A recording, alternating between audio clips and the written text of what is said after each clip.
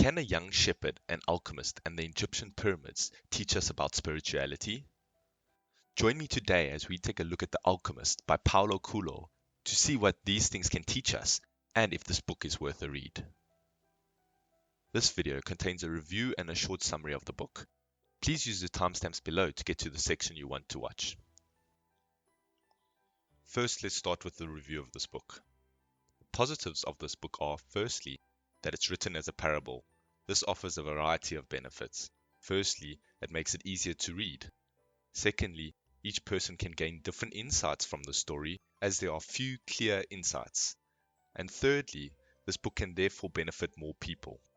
This book also tries to inspire people to follow their dreams. It talks a lot about following your legend and not letting fear stop you.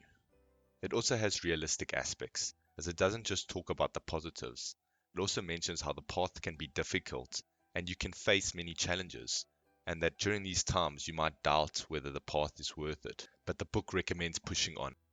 Okay, so let's move on to the negatives of this book. Firstly, that this book was written as a parable. And I know I mentioned this as a positive, but I believe it can also be a negative for some individuals. And the reason why is because parables have certain limitations. Firstly, that the insights aren't clear, and this makes it difficult for people who aren't good at drawing insights from a story, and therefore they will not get much from this book. And then secondly, it says, your only obligation is to your personal legend.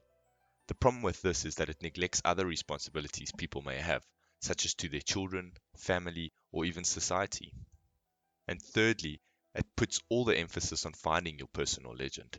This may leave those without a personal legend, or who do not know their personal legend, feeling hopeless or lost. And finally, I found this book's story not that interesting, and that there were few nuggets of wisdom. Please let me know in the comments below if you enjoyed the story, or what good spiritual insights you found. So, would I recommend reading this book? I'd have to say no. As I mentioned before, I did not find the story very interesting, or that there were many nuggets of wisdom, and therefore I feel there are other books which do a better job at both these categories. I'll link some options in the description below. Now let's look at the summary of this book. This is a story of a boy, Santiago. He's a shepherd who moves around the Andalusian mountains with his flock. After receiving many signs and an encounter with a king, he decides to follow his personal legend.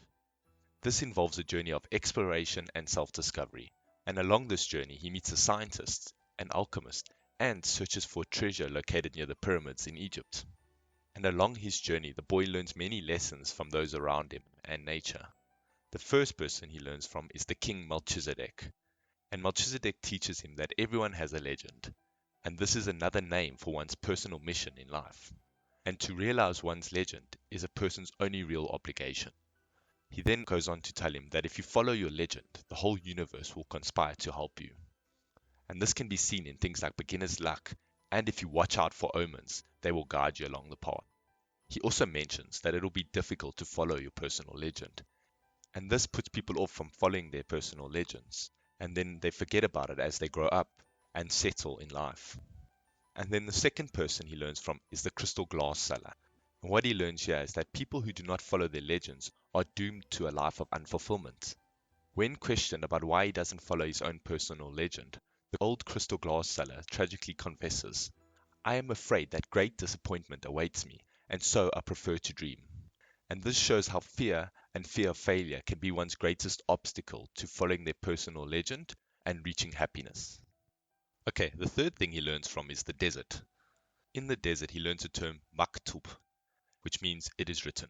And what this means is that things will occur exactly as they are supposed to, and therefore you shouldn't worry about them and live more in the present moment. He also learns about the language of the world.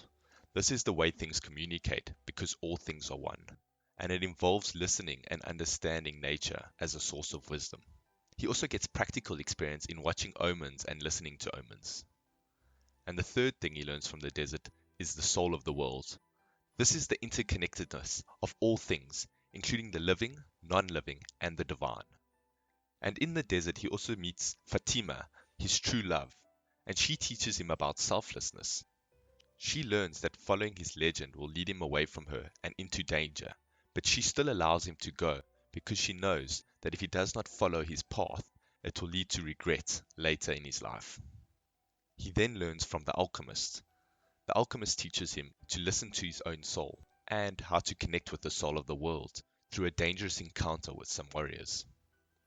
And the final thing he learns from is the pyramids. After reaching the pyramids, the boy finds out that his treasure is back at home in an old church he used to visit. And this can be interpreted in two ways. Firstly, that the treasure lies where your heart belongs. Or secondly, that you already have everything you need to be happy right where you are. Thanks for watching, and I look forward to seeing you in future videos. If you enjoyed this video, please give it a thumbs up as this helps me a lot.